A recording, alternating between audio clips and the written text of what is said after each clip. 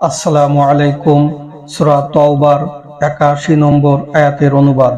আউযু বিল্লাহি মিনাশ শাইতানির রাজিম। ৮১ তাবুক অভিযানে অংশগ্রহণ না করে আল্লাহর রসুলের পেছনে থেকে যাওয়া লোকগুলো বসে বসে আনন্দ করেছে এবং নিজেদের সম্পদ ও জীবন দিয়ে আল্লাহর পথে জিহাদ করতে অপছন্দ করেছে আর বলেছে, গরমের মধ্যে অভিযানে বের হইও না, বলো জাহান্নামের আগুন আরো অনেক বেশি গরম। যদি তারা বুঝতো। ৮২ তারা যখন তারা এখন একটুখানি হাসুক, পরে নিজেদের কৃতকর্মের ফলে অনেক কাঁদবে। ৮৩ অতঃপর আল্লাহ যদি তোমাকে তাদের কোনো দলের কাছে ফিরিয়ে আনেন এবং তখন তারা তোমার সাথে বের হওয়ার জন্য তোমার অনুমতি চায়, তাহলে তুমি বলবে, আসলে তোমরা আমার সাথে কখনো বের হবে না এবং আমার সাথে শত্রুর বিরুদ্ধে যুদ্ধ করবে না। প্রথমবারে তোমরা তো বসে থাকতেই পছন্দ করেছিলে, অতএব এখনো পেছনে থেকে যাওয়া লোকদের সাথেই বসে থাকো। ৮৪ তাদের মুনাফিকদের মধ্যে কেউ মারা গেলে তুমি তার জন্য কখনো দোয়া করবে না, জানাজা নামাজ পড়বে না, তার কবরের পাশে দাঁড়াবেও না, কারণ তারা আল্লাহ ও তার রসুলকে অবিশ্বাস করেছে এবং ফাসেক অবাধ্য অবস্থায় মারা গিয়েছে। ৮৫ তাদের ধন সম্পদ ও সন্তান সন্ততি যেন তোমাকে বিস্মিত না করে। বস্তুত আল্লাহ চাচ্ছেন ওসব দিয়ে তো তাদেরকে দুনিয়ায় শাস্তি দেবেন, আর কাফেরদের অবস্থায় তাদের প্রাণ চলে যাবে, মৃত্যু হবে। ৮৬ আল্লাহর প্রতি ঈমান আনো ও তার রসুলের সঙ্গে থেকে জিহাদ করো। এই নির্দেশ সম্বলিত কোনো সূরা যখন অবতীর্ণ হয় তখন তাদের মধ্যে সামর্থ্যবানেরা তোমার কাছে জিহাদ না যাওয়ার অনুমতি চাই এবং বলে, আমাদেরকে অব্যাহতি দাও যাতে আমরা বাড়িতে বসে থাকা লোকদের সঙ্গে থাকতে পারি। ৮৭ তারা পেছনে থেকে যাওয়া মহিলাদের সঙ্গে থাকতেই পছন্দ করেছে, তাদের অন্তরে ছাপ মেরে দেওয়া হয়েছে যার ফলে তারা বুঝতে পারে না। ৮৮ কিন্তু রসুল ও তার সাথের ইমানদারগণ তাদের সম্পদ ও জীবন দিয়ে আল্লাহর পথে জিহাদ করেছে, তাদের জন্যই কল্যাণ রয়েছে এবং তারাই সফলকাম।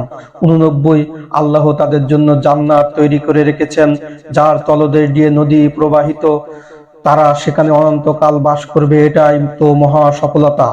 ৯০ বেদুইনদের মধ্য থেকে অজুহাত পেশকারীরা এলো যাতে তাদেরকে যুদ্ধে না যাওয়ার অনুমতি দেওয়া হয়, আর যারা বাড়িতে বসে রইল তারা আল্লাহ তার রসুলের সাথে মিথ্যা বলেছিল।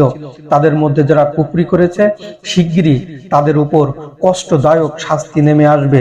৯১ জেহাদে অংশগ্রহণ না করায় দুর্বলদের বিরুদ্ধে কিংবা পীড়িতদের বিরুদ্ধে অথবা যাদের ব্যয় করার মতো কিছু নেই তাদের বিরুদ্ধে কোনো অভিযোগ নেই, যদি তারা আল্লাহ ও তার রসুলের প্রতি আন্তরিক থাকে। সৎকর্মশীলদের বিরুদ্ধে অভিযোগের কোনো কারণ নেই, আল্লাহ ক্ষমাশীল দয়ালু, তাদের বিরুদ্ধে কোনো অভিযোগ নেই।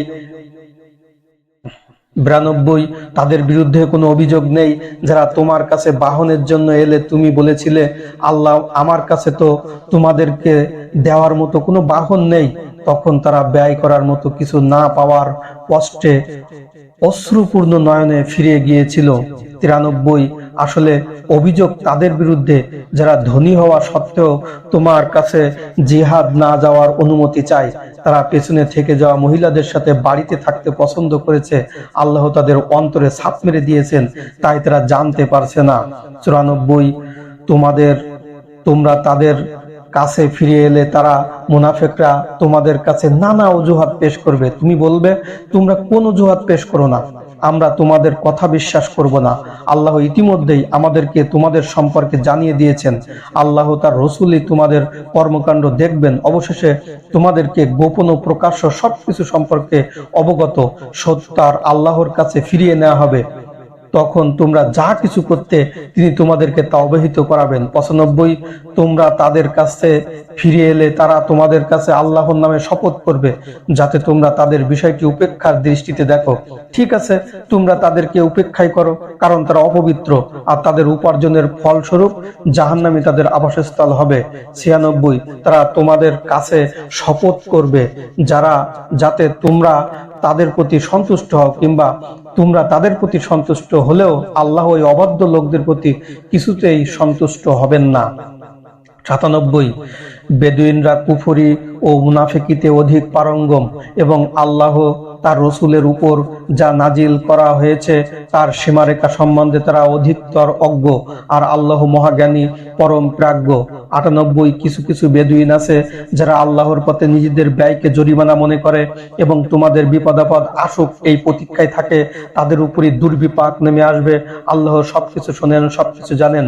99 আবার কিছু কিছু বেদুইন আছে যারা আল্লাহ ও পরকালের প্রতি বিশ্বাস রাখে এবং আল্লাহর পথে জিহাদের ব্যয়কে আল্লাহর নৈকট্য লাভ ও রসুলের দোয়া পাওয়ার ওসিলা মনে করে।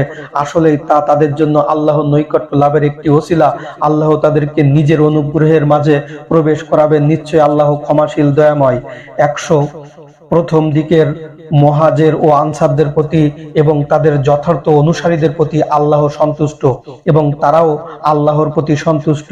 তাই আল্লাহ তাদের জন্য জান্নাত প্রস্তুত করে রেখেছেন যার তলদেশ দিয়ে নদী প্রবাহিত। তারা সেখানে চিরকাল থাকবে। এটাই তো বড় সাফল্য। 101 তোমাদের আশেপাশের বেদুইনদের মধ্যেও মদিনাবাসীদের মধ্যে কিছু কপট লোক আছে, তারা জিদ করে কপটতা করছে। তুমি তাদেরকে চেনো না, তবে আমি তাদেরকে চিনি। তাদেরকে আমি দুবার শাস্তি দেব, তারপর তাদেরকে ভয়ানক এক শাস্তির দিকে নিয়ে যাওয়া হবে। 102 আর একদল লোক আছে যারা নিজেদের পাপ স্বীকার করেছে। তারা ভালো কাজের সাথে খারাপ কাজ মিশিয়ে ফেলেছিল, অর্থাৎ ভালো মন্দ দুরকম কাজই করেছিল। আল্লাহ তাদেরকে ক্ষমা করে দিবেন। নিশ্চয়ই আল্লাহ ক্ষমাশীল, দয়ালু। 103 তুমি তাদেরকে পবিত্র ও সংশোধন করার জন্য তাদের সম্পদ থেকে সদকা জাকাত গ্রহণ করো এবং তাদের জন্য দোয়া করো। তোমার দোয়া অবশ্যই তাদের জন্য শান্তির কারণ হবে। আল্লাহ সবকিছু শোনেন, সবকিছু জানেন। 104 তারা কি জানে না যে আল্লাহ তার রাসূলের তওবা কবুল করেন এবং তাদের দান সদকা গ্রহণ করেন এবং কেবল আল্লাহই ক্ষমাশীল, পরম দয়ালু। 105 আর বলো, তোমরা কাজ করো, আল্লাহ তোমাদের কাজ দেখবেন, তার রসুল ও মুমিনগণও দেখবে। তারপর তোমাদেরকে সেই সত্য আল্লাহর কাছে ফিরিয়ে নেওয়া হবে, যিনি অদৃশ্য দৃশ্যমান সব রকম বস্তুর খবর জানেন। তখন তোমরা যা করতে তিনি তোমাদেরকে তা অবগত করবেন। 106 আর কিছু লোক আছে যাদের ব্যাপারে সিদ্ধান্ত আল্লাহর নির্দেশের জন্য স্থগিত রাখা হয়েছে। তাদেরকে হয় তিনি শাস্তি দেবেন, না হয় ক্ষমা করে দেবেন। আল্লাহ মহাজ্ঞানী, পরম প্রাজ্ঞ। 107 আর যারা ক্ষতি সাধন কল্পে কুফরির তাড়নায় মুমিনদের মধ্যে বিভেদ সৃষ্টির অভিলাষে এবং ইতিপূর্বে আল্লাহ তার রসুলের বিরুদ্ধে যুদ্ধকারীদের জন্য ঘাঁটি হিসেবে ব্যবহারের উদ্দেশ্যে একটি মসজিদ বানিয়েছে, তাদের সম্পর্কে সাবধান থাকবে। তারা নিশ্চয়ই শপথ করে বলবে, আমাদের উদ্দেশ্য তো ভালো, তবে আল্লাহ সাক্ষ্য দিচ্ছেন তারা মিথ্যুক। 108 ওই মসজিদে তুমি নামাজে দাঁড়িও না, এটা জেরার মসজিদ। যে মসজিদটি কুবার মসজিদ প্রথম দিন থেকেই তাকওয়ার উপর ভিত্তি করে প্রতিষ্ঠিত হয়েছে, তোমার নামাজ পড়ার জন্য সেটাই অধিকতর উপযোগী। সেখানে কতিপয় লোক আছে যারা পবিত্র থাকতে ভালোবাসে, আর আল্লাহ পবিত্রতা অর্জনকারীদের পছন্দ করেন। 109 অতএব যে লোক আল্লাহর ভয় ও সন্তুষ্টির উপর নিজের ভবনের ভিত্তি স্থাপন করে, সে কি ভালো না যে পরপর এক ভাঙনের কিনারায় তার ভবনের ভিত্তি স্থাপন করে, আর এই ভবন তাকে নিয়ে জাহান্নামের আগুনে ভেঙে পড়ে, সে ভালো? আল্লাহ জালেমদেরকে হেদায়েত দান করেন না। আল্লাহ তাআলা জালেমদেরকে হেদায়েত দান করেন না। 110 যে ভবনটি মসজিদে দিরার তারা নির্মাণ করেছে, তা তাদের অন্তরে সর্বদা এক সন্দেহের বস্তু হয়েই থাকবে, যে পর্যন্ত না তাদের অন্তরসমূহ টুকরা টুকরা হয়ে যায়। অর্থাৎ তারা ওই ভবন নির্মাণের জন্য সারা জীবন সন্দেহের অন্তর্জ্বালায় জ্বলতে থাকবে। আর আল্লাহ মহাজ্ঞানী, প্রজ্ঞাময়। 111 আল্লাহ তো মুমিনদের কাছ থেকে তাদের জীবন ও সম্পদ কিনে নিয়েছেন, এর মূল্য হিসেবে পরকালে তাদের জন্য জান্নাত রয়েছে। অর্থাৎ আল্লাহর কাছ থেকে পরকালে জান্নাত লাভের প্রতিশ্রুতি পেয়ে মুমিনরা তাদের জানমাল বিসর্জন দিচ্ছেন। তারা আল্লাহর পথে যুদ্ধ করছে এবং শত্রুকে হত্যা করছে, নিজেরা নিহত হচ্ছে। এটা তাওরাত, ইনজিল, কোরআনে বর্ণিত আল্লাহর সত্য ওয়াদা, আর আল্লাহর চেয়ে বড় ওয়াদা পূরণকারী কে আছে? অতএব তোমরা যে বিক্রয় সম্পন্ন করেছো তাতে সন্তুষ্ট থাকো, আর ওটাই বড় সাফল্য। 112 এই মুমিনরা তওবাকারী, ইবাদতকারী, আল্লাহ প্রশংসাকারী, রোজা পালনকারী বা আল্লাহর পথে পরিভ্রমণকারী, রুকু সেজদাকারী, নামাজ আদায়কারী, ন্যায়ের আদেশ দানকারী, অন্যায় থেকে বিরতরাকারী এবং আল্লাহর সীমাসমূহ বিধিবিধান রক্ষাকারী, তুমি এই মুমিনদেরকে জান্নাতের সুসংবাদ দাও।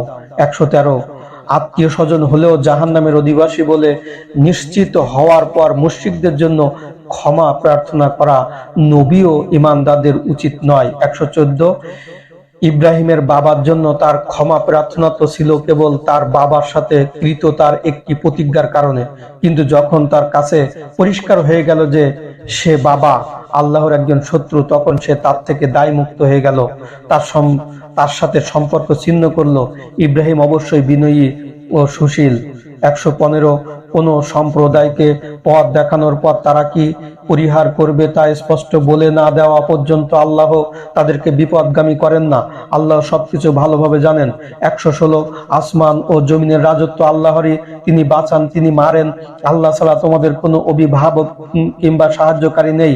117 নবীর প্রতি ও মুহাজির ও আনসারদের প্রতি যারা সংকটের সময় তাবুক অভিযানকালে তার অনুসারী হয়েছিল, তাদের প্রতি আল্লাহ অনুগ্রহশীল হয়েছেন। তখন ইতিমধ্যে তাদের মধ্যে একটি দলের মনে এ ব্যাপারে বিভ্রান্তি সৃষ্টির উপক্রম হয়েছিল, অতঃপর তিনি তাদেরকে ক্ষমাও করে দিয়েছিলেন। নিশ্চয়ই তিনি তাদের প্রতি সহানুভূতিশীল, পরম দয়ালু। 118 সেই তিনজনের প্রতিও আল্লাহ অনুগ্রহশীল হয়েছেন যাদের সম্পর্কে সিদ্ধান্ত স্থগিত রাখা হয়েছিল যখন প্রশস্ত পৃথিবী তাদের জন্য সংকুচিত হয়ে গিয়েছিল আর তাদের নিজেদের জীবন তাদের কাছে কঠিন হয়ে গিয়েছিল এবং তারা মনে করেছিল যে আল্লাহর শাস্তি থেকে পালানোর জন্য তার কাছে ছাড়া কোনো আশ্রয়স্থল নেই। অতএব তিনি তাদের প্রতি অনুগ্রহশীল হলেন যাতে তারা তওবা করে। নিশ্চয় আল্লাহ অনুগ্রহশীল, করুণাময়। 119 হে ঈমানদারগণ, তোমরা আল্লাহকে ভয় করো এবং সত্যবাদীদের সঙ্গে থাকো। 120 মদিনার অধিবাসী ও তাদের আশেপাশে বেদুইনদের অভিযানে না গিয়ে আল্লাহ রসুলের পেছনে থেকে যাওয়া এবং রসুলের জীবনকে ভালো না বেসে নিজেদের জীবনকে ভালোবাসা ঠিক হয়নি। এজন্য যে জিহাদকারীরা আল্লাহর পথে যে তৃষ্ণা, ক্লান্তি ও ক্ষুধা সহ্য করে অথবা কাফেরদেরকে রাগানোর মতো যে পদক্ষেপই নেয় কিংবা কোনো শত্রু যে কোনো ক্ষতি করে, তার বিনিময়ে তাদের আমলনামায় একটি করে সৎকর্ম লিখিত হয়। আল্লাহ তো সৎকর্মশীলদের প্রতিফল নষ্ট করেন না। 121 আর তারা আল্লাহর পথে জিহাদে ছোট কিংবা বড় যা কিছুই ব্যয় করে অথবা যে কোনো উপত্যকা অতিক্রম করে, তার জন্য আল্লাহ তাদেরকে তাদের শ্রেষ্ঠতম কর্মের প্রতিফল দেবেন বলে তাদের আমলনামায় তা লিখে রাখা হয়। 122 মুমিনদের সকলের একসঙ্গে অভিযানে বের হওয়া সমীচীন নয়। তাদের প্রত্যেক দল থেকে একটি করে অংশ কেন বের হয় না, অর্থাৎ প্রত্যেক দল থেকে একটি অংশ বের হওয়া উচিত যাতে তারা শহরে অবস্থানকারী দ্বীনের জ্ঞান অর্জন করতে পারে এবং তাদের লোকেরা অভিযান থেকে ফিরে এলে তাদেরকে শিক্ষাদানের মাধ্যমে সতর্ক করতে পারে যাতে তারাও সতর্ক হয়। 123 হে ঈমানদারগণ, কাফেরদের মধ্যে যারা তোমাদের কাছাকাছি রয়েছে তাদের সাথে যুদ্ধ চালিয়ে যাও, তারা যেন তোমাদের মধ্যে কঠোরতা দেখতে পায়, আর জেনে রাখবে আল্লাহ মুত্তাকিদের সাথে রয়েছেন। 124 যখন কোরআনের কোন সূরা অবতীর্ণ হয় তখন তাদের মধ্যে কেউ কেউ বলে, এটা তোমাদের কার ঈমান বৃদ্ধি করেছে? আসলে যারা ঈমানদার এই সূরা তাদের ঈমান বৃদ্ধি করে এবং তারা খুশি হয়। 125 পক্ষান্তরে যাদের অন্তরে অবিশ্বাসের ব্যাধি রয়েছে তারা এই সূরা পঙ্কিলতার সাথে আরো পঙ্কিলতা বৃদ্ধি করে এবং তারা কাফের অবস্থায় মৃত্যুবরণ করে। 126 তারা কি দেখে না যে তাদের প্রতি বছর 2-1 বার করে বিপদ দিয়ে পরীক্ষায় ফেলা হয়, তারপরও তওবা করে না কিংবা শিক্ষা গ্রহণ করে না তারা। 127 আর যখনই কোনো সূরা অবতীর্ণ হয় তারা একে অন্যের দিকে তাকায়, কেউ কি তোমাদেরকে দেখেছো? তারপর তারা চলে যায়। আল্লাহ তাদের অন্তরসমূহ ফিরিয়ে রেখেছেন কারণ তারা এক নির্বোধ জনগোষ্ঠী। 128 তোমাদের কাছে তোমাদের মধ্য থেকে একজন রাসূল এসেছে, তোমরা যাতে কষ্ট পাও তা তার জন্য কষ্টদায়ক, সে তোমাদের কল্যাণকামী এবং মুমিনদের প্রতি স্নেহশীল ও দয়ালু। 129 তথাপি যদি তারা মুখ ফিরিয়ে নেয়, তোমরা অনুগত্য না করে, তবে তাদেরকে বলবে, আমার জন্য আল্লাহ যথেষ্ট, তিনি ছাড়া কোনো উপাস্য নেই, আমি তারই উপর নির্ভর করি এবং তিনি মহান আরশের সিংহাসনের মালিক। আজ এ পর্যন্ত এবং সূরা তাওবার শেষ 129 নম্বর আয়াত পর্যন্ত ছিল।